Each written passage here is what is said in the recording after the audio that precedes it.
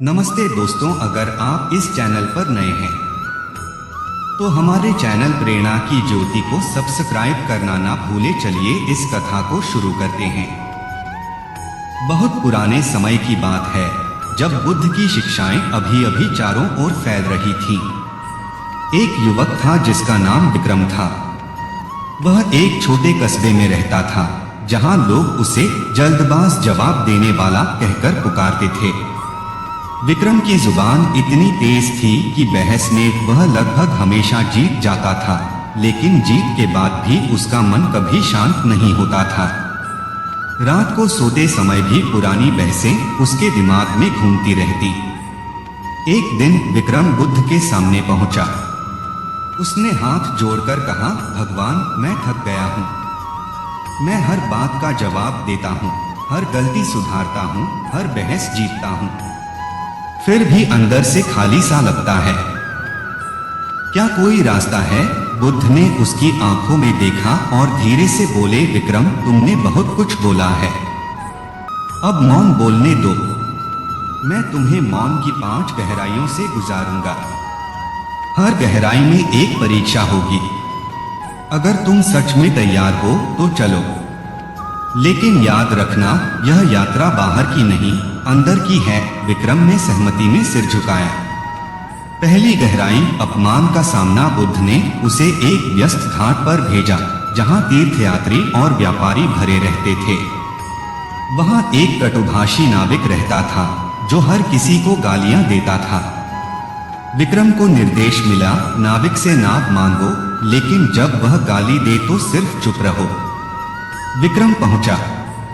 नाविक ने देखते ही चिल्लाना शुरू कर दिया, क्या रे, तू कौन है? तेरे जैसे गरीबों को नाव कौन देता है?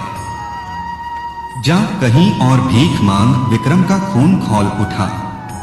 पुरानी आदत थी तुरंत जवाब देना, लेकिन उसने बुद्ध की बात याद की। वह चुपचाप खड़ा रहा, आंखें नीची, हाथ जोड़े। नाविक और जोर जोर से चिल्लाया। लोगों की भीड़ इकट्ठी हो गई, लेकिन विक्रम की एक भी सिसकारी नहीं निकली। धीरे धीरे नाविक थक गया। उसने कहा, तू जवाब क्यों नहीं दे रहा? डर गया क्या? विक्रम ने बहुत शांत स्वर में कहा, मैंने सोचा आपके गुस्से को और भड़काने से क्या फायदा। नाविक स्तब्ध रह गया। उसने पहली बार किसी को गाली देने के बाद शांत होते हुए खुद को देखा। उसने विक्रम को नाव पर बिठाया और बोला, आज तूने मुझे सिखा दिया कि चुप रहना भी एक जवाब हो सकता है। दूसरी गहराई, प्रशंसा का जाल। अगली परीक्षा में बुद्ध ने कहा, जब कोई तुम्हारी बहुत तारीफ करे तब भी मौन रहना। विक्रम को एक बड़े यज्ञ में भेजा गया, जहां एक प्रसिद्ध पंडित थे। पंडित ने विक्रम को देखा और सबके सामने कहा, यह युवक बहुत बुद्धिमान है, इसका ज्ञान अद्भुत है, इसे आगे बढ़ना चाहिए। लोग तालियां बजाने लगे। विक्रम का सीना फूल गया। मन में 1000 विचार आने लगे। हाँ, मैं सच में अच्छा हूं। मैं बताऊं कि मैंने कितना पढ़ा है। लेकिन बुद्ध की बात याद आई। वह सिर्फ मुस्कुराया, सिर झुकाया और चुप रहा। पंडित ने फिर कहा, कुछ बोलो न, क्यों चुप हो? विक्रम ने कहा, आपकी कृपा से जो कुछ है वह शब्दों से बड़ा है। मैं बस कृतज्ञ हूं। पंडित ने मुस्कुराकर कहा, तुमने मुझे भी सिखा दिया कि प्रशंसा सुनकर अहंकार कैसे नहीं बढ़ाना चाहिए। तीसरी गहराई, धोखे और झूठ का सामना। अब बुद्ध ने उसे एक गांव में भेजा, जहां उसके पुराने दोस्त ने उसके बारे में बहुत बुरी अफवाह फैला दी थी। लोग विक्रम को देखकर फुसफुसाने लगे, यह वही है जिसने धोखा दिया, यह चोर है। विक्रम का दिल बैठ गया। गुस्सा आया, रोना भी आया, लेकिन उसने फैसला किया, जवाब नहीं दूंगा।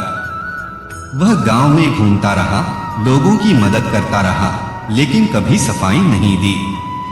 कुछ दिनों बाद खुद वह दोस्त उसके पास आया।